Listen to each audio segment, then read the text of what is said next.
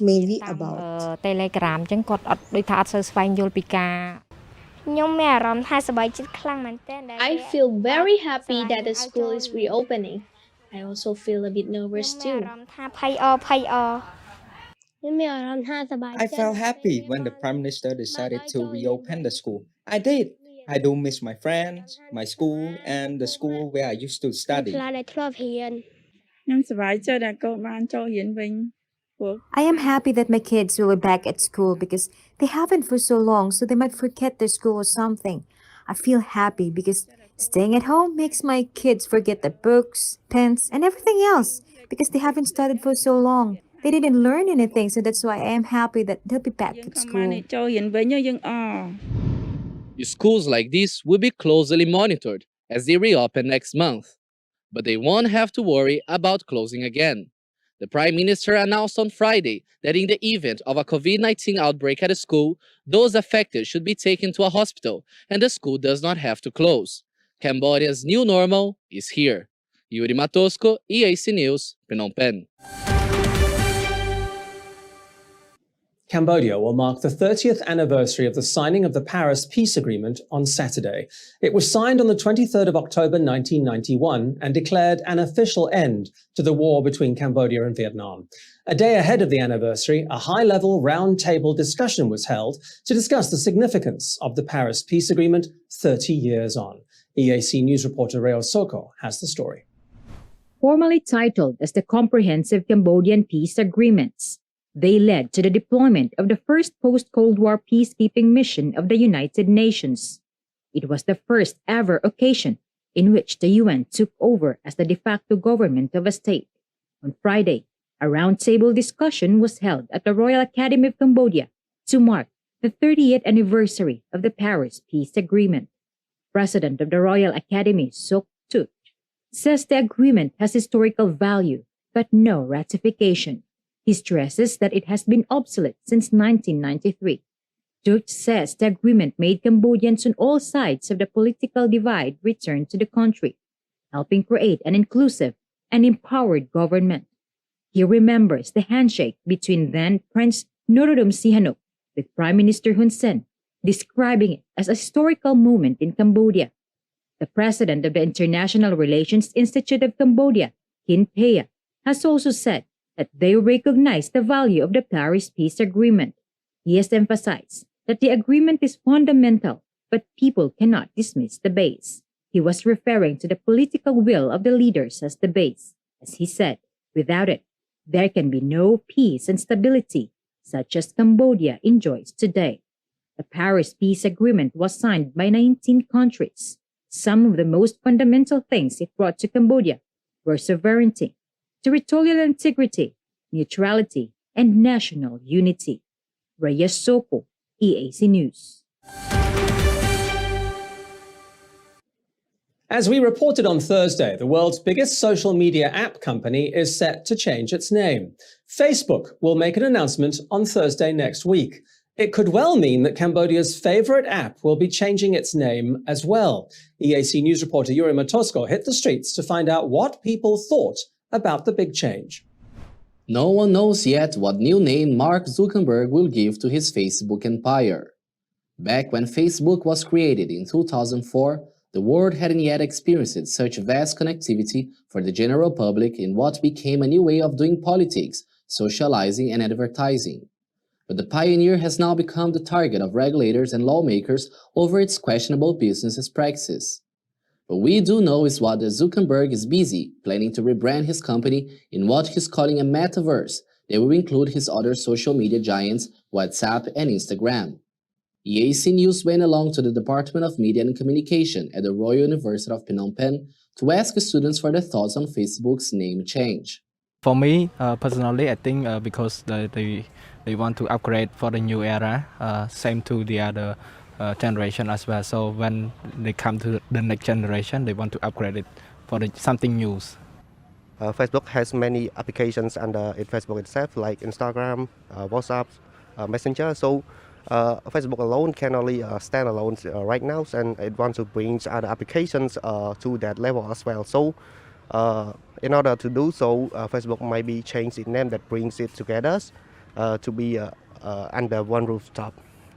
I think Facebook try to find something new, something more modern or more high innovative than other app to compete with other app as well. And we have seen that there was several crash or shutdown on recently, like on Facebook, on Instagram, and also Messenger. So I think it is time Facebook to decide they should change its name as well as some program or some interface, so like that. We also asked the students what Facebook should be changing its name to. For me, maybe they will go with the data book, because meta book is something like something news related to something news, meta something that re-innovations. Yes, so I think this one is perfect for the new one. From my perspective, I think that it should be a face. Still remain the same. It should be a FaceNet because like WhatsApp, Facebooks or Instagram, it still have like selfies or photos uploaded in the story. So face, from what I understanding, face still remain the same, and the new one is net. So it could be FaceNet.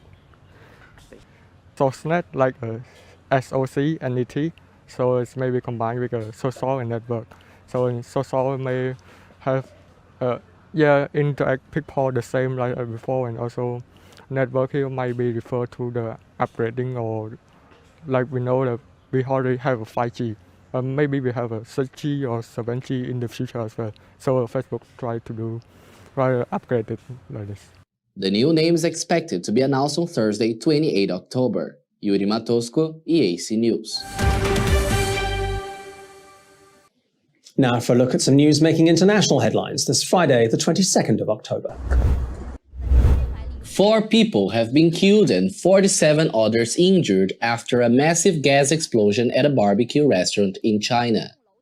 The explosion rocked the northeastern city of Shenyang, shattering the windows of nearby buildings and halting traffic. The windows of many cars parked near the restaurants were also blown in. A bus loaded with passengers was passing by the restaurants when the explosion happened.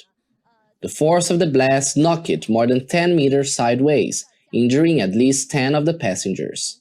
The Shenyang Fire Department dispatched 110 firefighters and 25 trucks. Ultimately, a total of 1,054 people and 307 vehicles were sent to the site to fight the blaze and search for the injured. Shenyang Gas had been rebuilding the gas pipeline network in the area the night before. It has started providing gas about 1 hour before the explosion took place. The gas company says it is unclear if it's the repairs work had led to the explosion, but an investigation is underway. According to Nepal's Home Ministry, 77 people have died from floods and landslides after heavy rainfall over the past 3 days. Some 22 people have been injured, 26 are still missing. Swollen rivers have swept inland, with houses and roads flooded and rice paddies submerged. The flooding mainly took place in regions across western Nepal, close to the neighboring northern Indian state of Uttarakhand. At least 46 people have died in the Indian state, while in the southern state of Kerala, 27 people have been killed by flooding. And South Korea's first domestically built space rocket blasted off on Thursday, but failed to fully place a dummy satellite into orbit. It was a case of mixed results for a test launch that represents a major leap forward for the country's ambitious space plans. President Moon Jae-in, who watched the launch from the country's space center, says that the rocket completed its flight sequences, but failed to place a test payload into orbit. The 3-stage KSLV-2 Nudie rocket, emblazoned with the national flag, launched from the NATO Space Center at 5 p.m. local time on Thursday. The Nudie, or World Rocket, is part of a broader space effort that emphasizes the launch of satellites for surveillance, navigation, communication, and even lunar probes.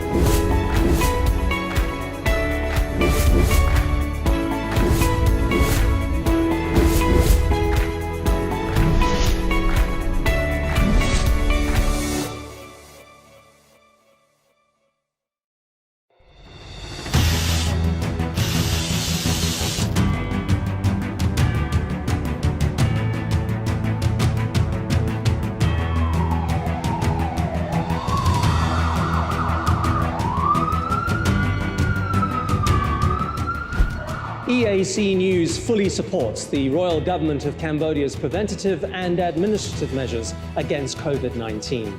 But we need you to play your part in helping bring the 20 February community transmission event to an end.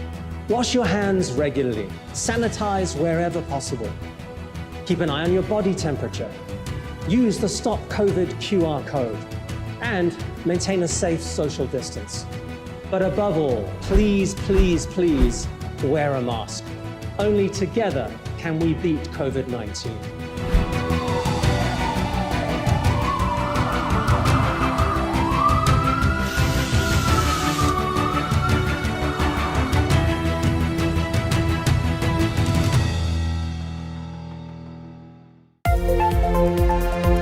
If it's happening and you need to know about it, you'll get it all right here. EAC News brings you updates and breaking news in English across all of our platforms and channels.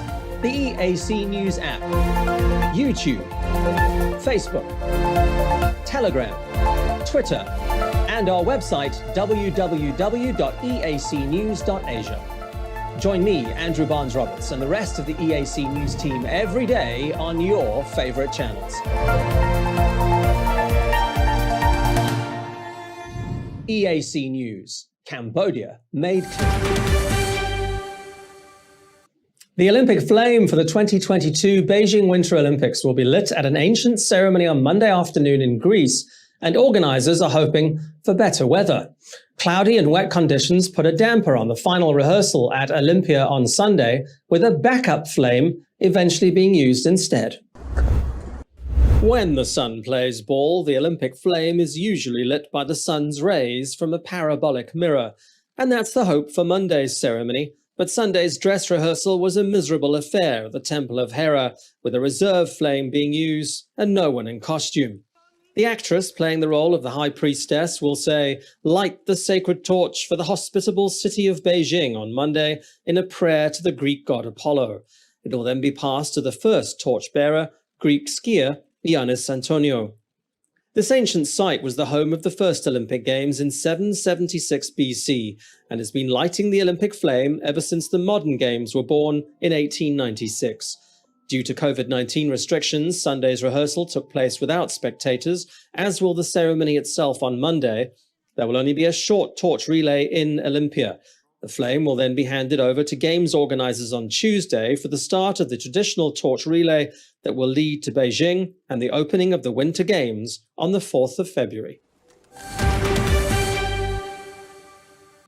It's a big night in the UEFA Champions League. Liverpool are away to Atletico Madrid, while Real Madrid travel to Shakhtar Donetsk for their Champions League group matches. Madrid doesn't hold happy memories for Liverpool.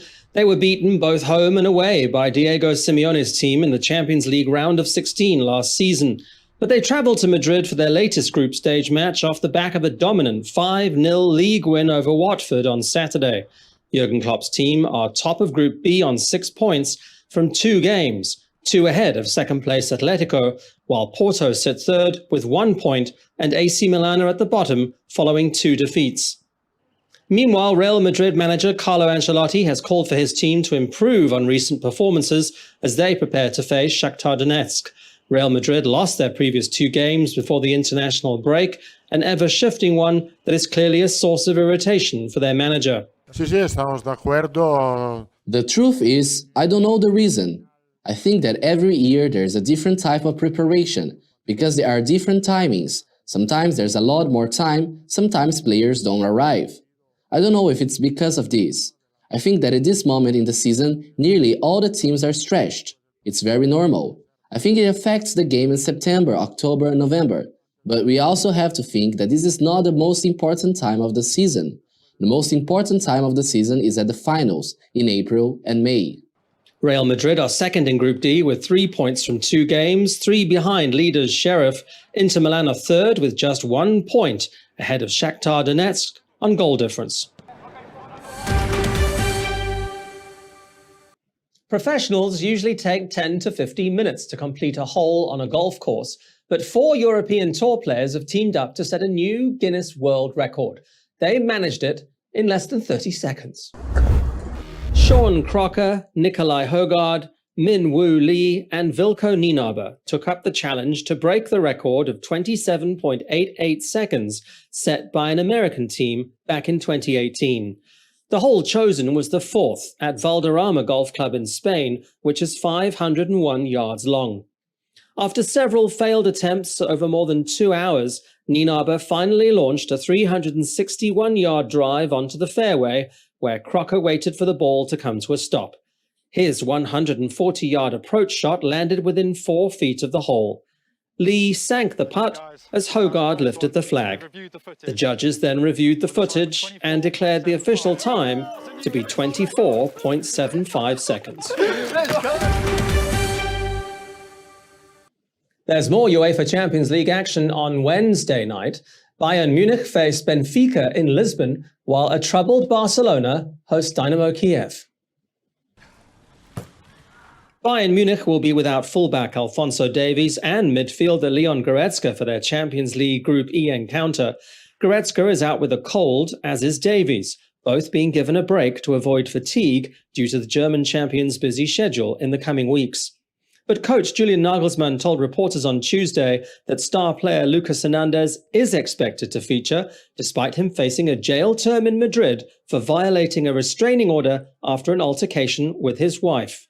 I would talk to him if I saw any anomalies, but I don't. I can only say that he's training and playing well. I think he's approaching the situation quite well, and I am not that involved in it. I can only look at it from the outside. I have my own opinion, of course, but it's not something I want to share, as it is his private life. As long as he's doing his job well, and he wants to play, and he wants to win. He played well against Leverkusen, and he will probably play well tomorrow. I think he's very good at separating the two things, and he's approaching it well. The Bavarians are 2 points clear at the top of Group E with 2 wins from 2 games. Benfica are second on 4 points. Dynamo Kiev are third on 1, with Barcelona still without points in last place. But Barcelona coach Ronald Koeman is under no illusion that their future in this season's Champions League depends on Wednesday's clash with Dynamo Kiev. He knows his job is on the line, but appealed for calm, acknowledging that his side's focus is not on winning the title, but returning to a high level. To compete, yes, but we can't demand of the team to win the Champions League, because if we look at other teams that are ahead of us, we are trying to get to the same level with new and young players.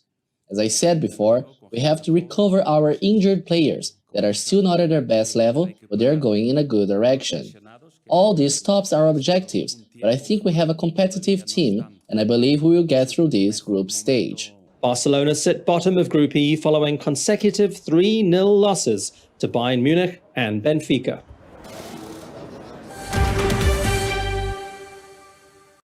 Manchester United manager Ole Gunnar Solskjaer says Cristiano Ronaldo has answered many critics of his value to the team. He helped Man United to a 3-2 win over Atalanta on Wednesday night in the UEFA Champions League. Ronaldo grabbed the 81st minute winner with a superbly executed header. It maintained his 100% scoring record in Group F after 3 games. In the post-match briefing, Solskjaer took aim at those who've been questioning whether the Portuguese forward, the Champions League's record goalscorer, is contributing enough. No, I was really pleased with how we led the line. As a centre forward, we asked him to run the channels, drop in, press more because we're at home, of course. We want to get the crowd behind us. He even was down on inside his own 6-yard box and blocked towards the end, defending. You can see him sprinting. He did everything a centre forward should be doing, leading the line and defending. So, and of course, the goal is just what he does better than most. Ronaldo has scored 6 goals in 8 games for United in all competitions so far this season. Solskjaer has faced plenty of criticism himself after Saturday's 4-2 defeat to Leicester City in the Premier League, and praised his side's attitude after going into the break 2 goals down, even while conceding they do need to improve. We need to defend better. I know that. And we need to defend key moments better.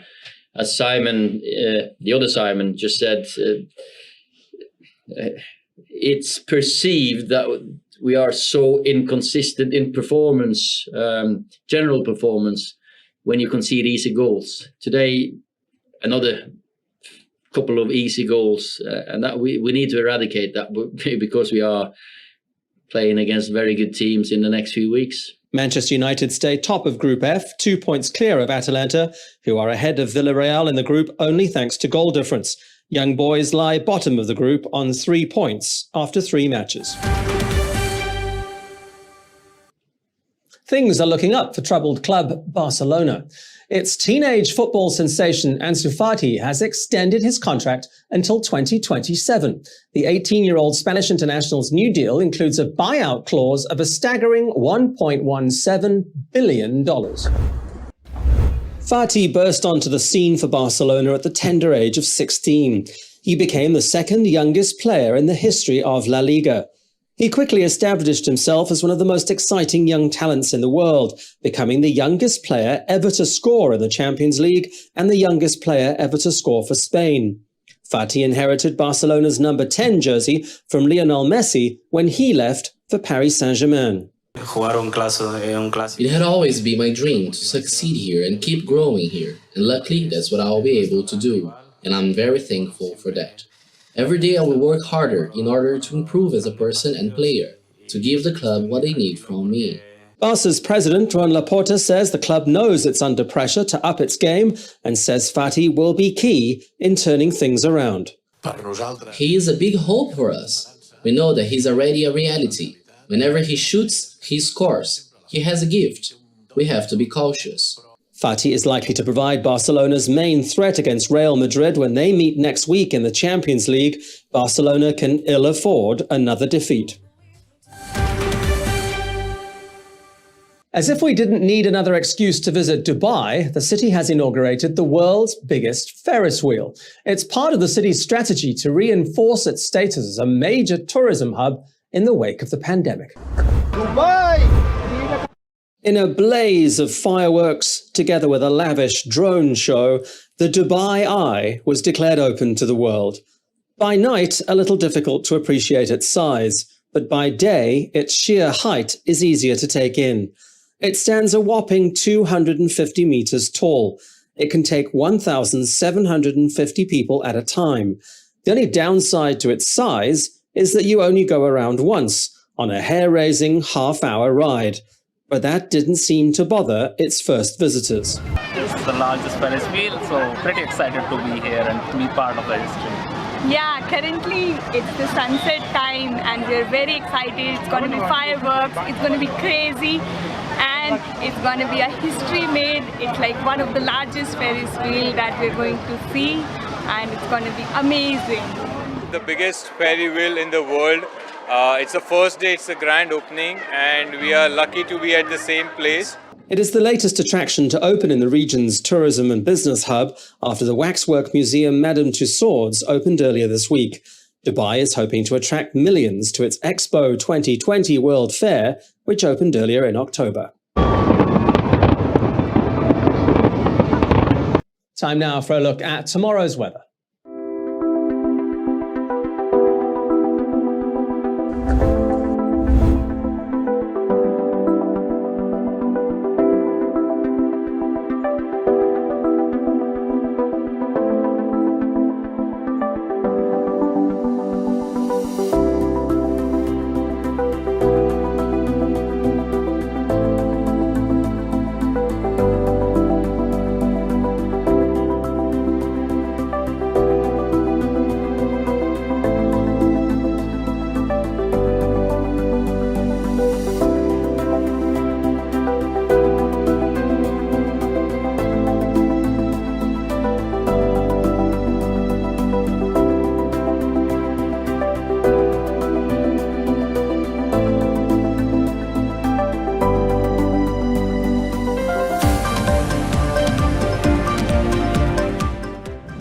Thanks for watching the weekly roundup here on the EAC News channel. More from the EAC News team in the daily roundup, Monday nights at 8.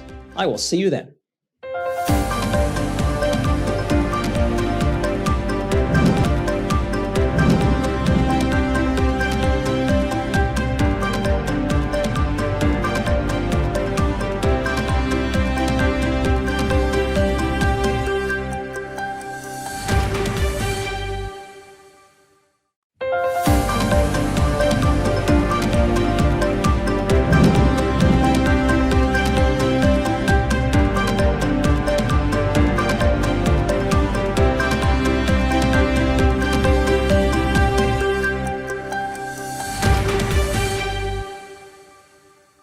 This is the weekly roundup on the EAC News channel, your look back at the week that was in the Kingdom of Wonder. A very good evening to you. My name is Andrew Barnes-Roberts, and we begin on Monday, the 18th of October. Prime Minister Hun Sen has announced the release of a new 30,000 real banknote. He says Monday's release is to mark the 30th anniversary of the signing of the Paris Peace Agreement, with the actual anniversary falling on Saturday. The new note also commemorates the 30th anniversary of the return of His Majesty King Norodom Sihanouk to Cambodia in 1991. EAC News reporter Reo Soko has the details. The new 30,000 real note features King Father Norodom Sihanouk and the Paris Peace Agreement, which was signed by Cambodia on 23 October 1991. Governor of the National Bank of Cambodia, Chia Chanto, says that the background of the banknote contains many important pictures and details, such as then Prince Norodom Sihanouk shaking hands with Prime Minister Hun Sen during his return in 1991, and the words Le 30 anniversaire des accords de Paris-Cambodge for the Paris Peace Agreement. The peace treaty signaled the end of the war between Cambodia and Vietnam. The new banknote has three main colors: green, brown, and purple. It also shows signature of the governor and the treasurer underneath the five-headed dragon featured at the Independence Monument. In addition, the 30,000 real note also contains safety lines and markers that will help the blind. The royal government says the new note is already in circulation as of Monday morning. Reyes Soko, EAC News.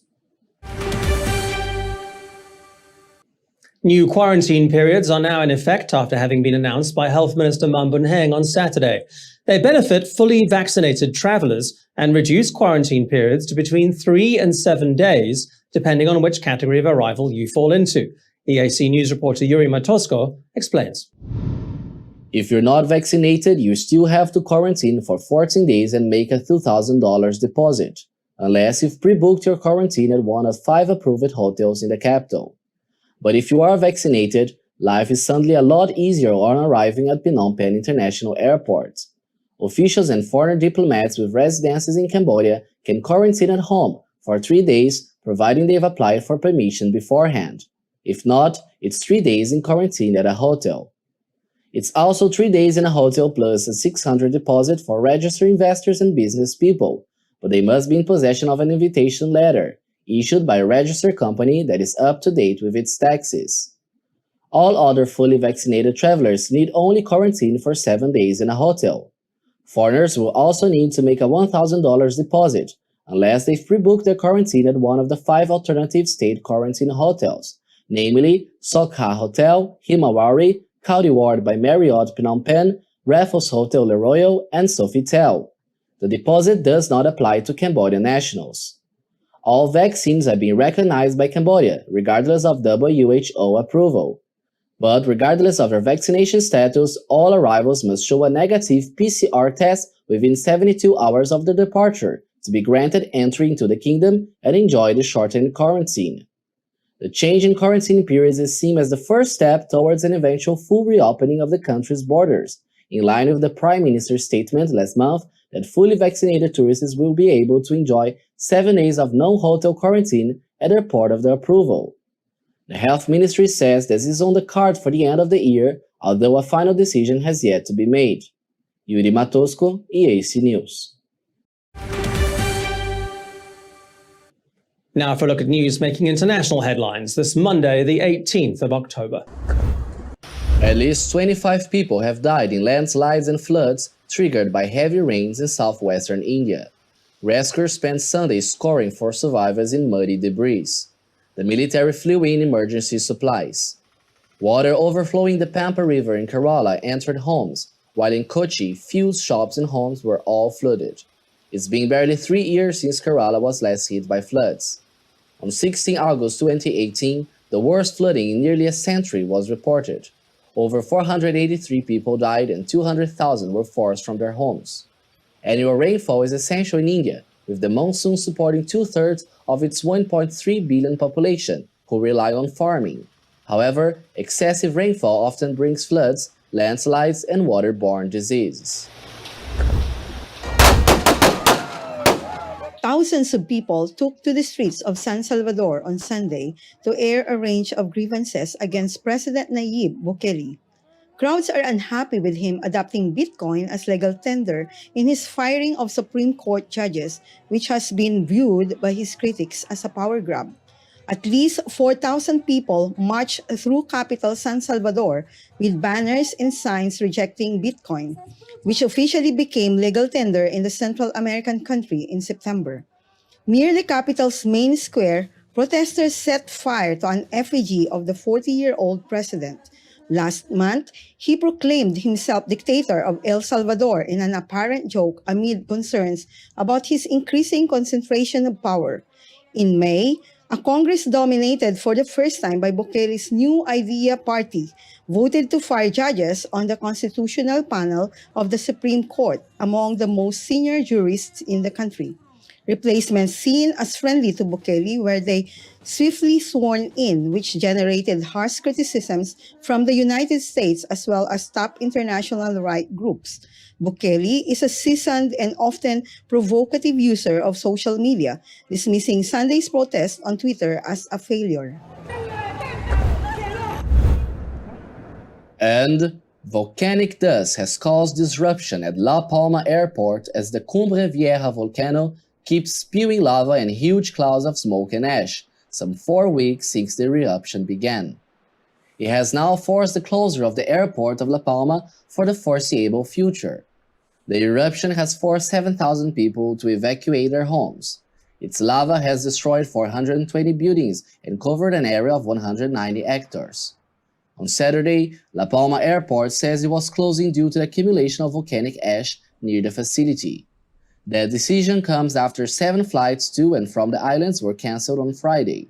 Spain's airport company says other airports in the Caribbean islands are still operational. There's no immediate end in sight to the volcanic eruption, which experts say could go on until the end of the year.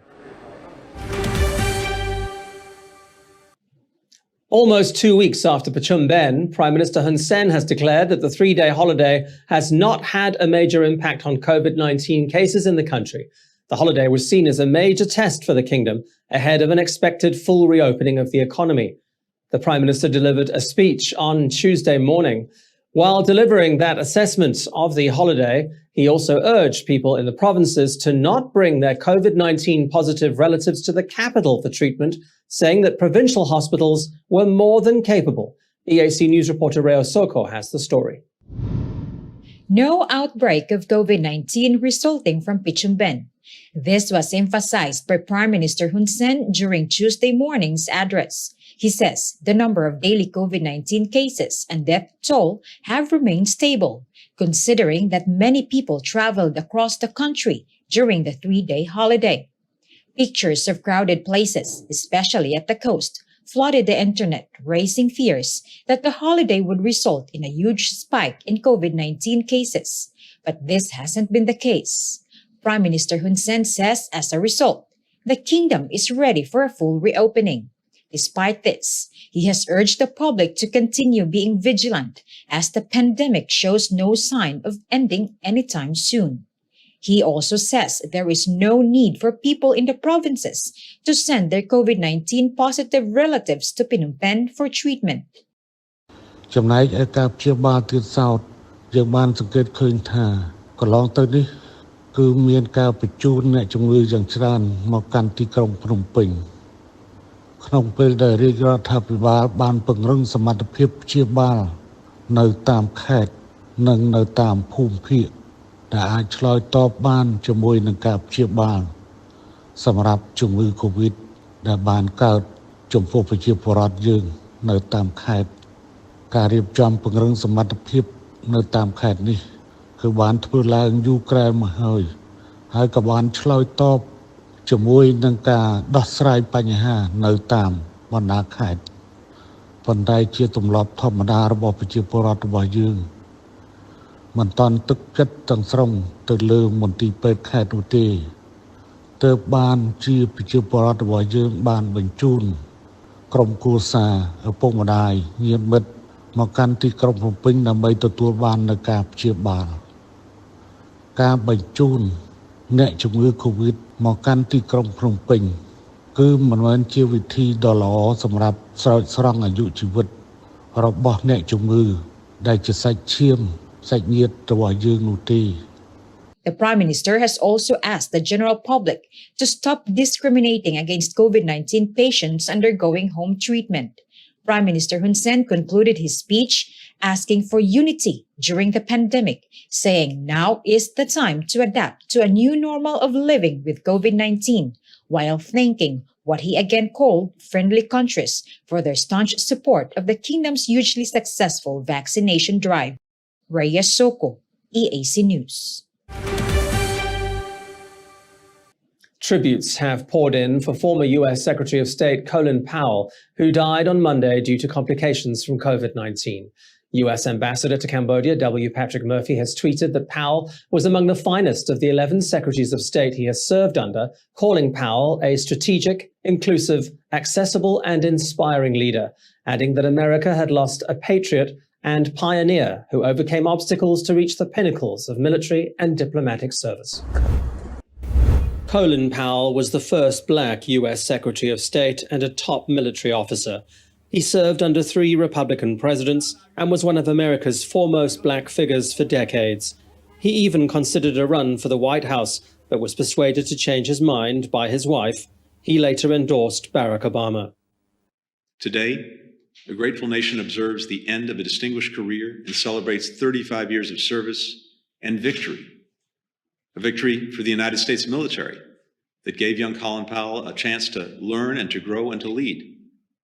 A victory for the military and political leaders who continue to elevate him based on their complete confidence and sheer respect. A victory for a nation well served. And in a larger sense, a victory for the American dream, for the principle that in our nation, people can rise as far as their talent, their capacities, their dreams, and their discipline will carry them. Powell will forever be associated with his controversial presentation at the UN Security Council in February 2003, when he tried to make President George W. Bush's case that Iraqi President Saddam Hussein constituted an imminent danger to the world because of his alleged stockpiles of chemical and biological weapons. Powell admitted later that the presentation was rife with inaccuracies and twisted intelligence provided by others in the Bush administration and represented a blot that would always be part of his record. But in spite of that, tribute to him has still been paid by the United Nations. The Secretary General is saddened by the passing of Colin Powell, the former U.S. Secretary of State. Mr. Powell, who was the first African-American Secretary of State, had a distinguished career both in defense and foreign policy.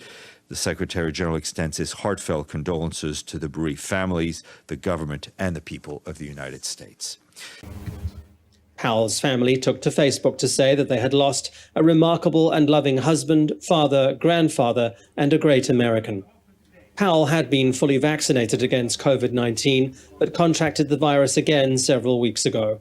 He died of complications arising from cancer. Colin Powell was 84. Now for a look at some other news making international headlines this Tuesday, the 19th of October.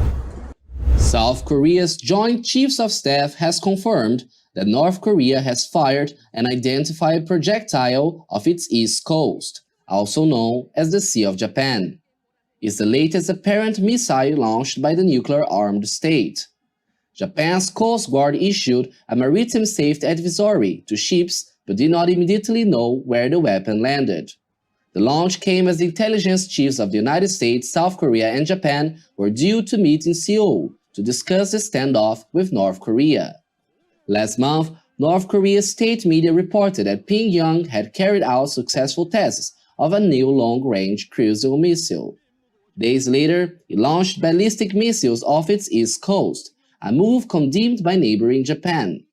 Nuclear negotiations between North Korea and the United States made some initial progress under the Trump administration, but talks broke down almost 2 years ago when Washington refused to grant sanctions relief in exchange for Pyongyang dismantling of nuclear weapons and long-range missiles.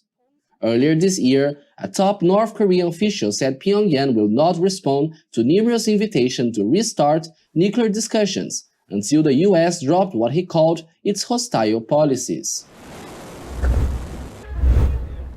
Portuguese and Spanish authorities have seized 5.2 tons of cocaine from a sailboat around 550 kilometers from Portugal's coast. It is Portugal's largest drug bust in 15 years in a world record haul on the high seas. 3 suspects have been arrested, 2 Spanish nationals and 1 Peruvian. The 3 are part of a powerful drug ring known for transporting drugs from Latin America to Europe. Authorities discovered 183 cloth sacks of cocaine aboard the vessel, headed for the continental European market. It has a wholesale value of about $30,000 per kilo, or a street value of about $150 million. According to the European Monitoring Center for Drugs and Drug Addiction, the seizure comes as new gangs continue to muscle into cocaine markets in Europe, setting up smuggling networks directly linking producers in Latin America with European users. And the moment a home gets swept away during floods in southern India. Footage shows local residents of the city of Kottayam as they helplessly watch as the building dramatically slides back into the river. Heavy rains lashed the South Indian state of Kerala over the weekend. Rainfall across the state has led to flash floods and landslides in the several areas, killing at least 22 people. The Indian Army and Navy have been deployed to carry out rescue missions to evacuate residents. Kerala last fell victim to flooding in 2018. They claimed the lives of over 400 people and were described as its worst floods in a century. Prime Minister Hun Sen has welcomed the Director General of the Universal Peace Federation, Yung Young-hoa, to the Peace Palace. The meeting came ahead of next month's World Peace Summit, hosted by the UPF, which the Prime Minister will co-chair. EAC News reporter Yuri Matosko has the story. A morning full of praise at the Peace Palace, with Prime Minister Hun Sen warmly welcoming the Director General of the Universal Peace Federation, Yung Young-hoa. The Prime Minister awarded his visitor with Cambodian Solidarity Medal, putting the award around Young-ho's shoulder himself. He thanked the Universal Peace Federation for inviting him to co-chair next month's Summit on Peace, which will be held in South Korea. Young-ho complimented religious figures, supporting the medal to the Prime Minister. Were COVID death that has... On the 19th, forward 8 national arrivals have a full reopening. Past the test, not bribe their way, have turned Soko, EA. Headlines. After a tutor train, including was reported. Through a fence with only 2... With a slanty curves lie across 1,800 meters, cries the Redeemer steps. The route is...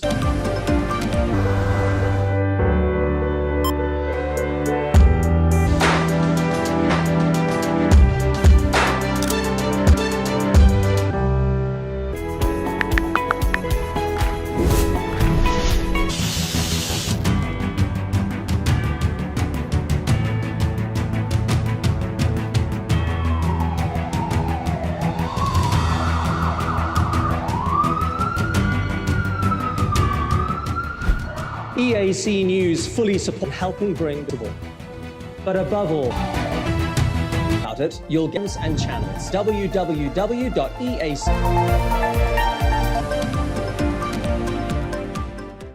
Prime Minister Hun Sen has invited more investors to the country. With government's new investment law in place, he says it's time to promote the kingdom as an investment destination. On Tuesday, the Prime Minister met with the US ASEAN Business Council, saying he would welcome more investors from the United States. The kingdom's new investment law was signed by His Majesty King Norodom Sihamoni last Friday. EAC News reporter Reo Soko has the story. The royal government says the new investment law is designed to create an open, transparent, predictable, and favorable legal framework for investors in the country. With 11 chapters and 42 articles, all guaranteed to protect investors with compensation if they are damaged by armed conflict or civil war, or the country is placed in a state of emergency. This law also allows investors to buy and exchange foreign currency freely and provide them ownership of the issue. Prime Minister Hun Sen called for more investors in the country on Tuesday, As Cambodia slowly reopens,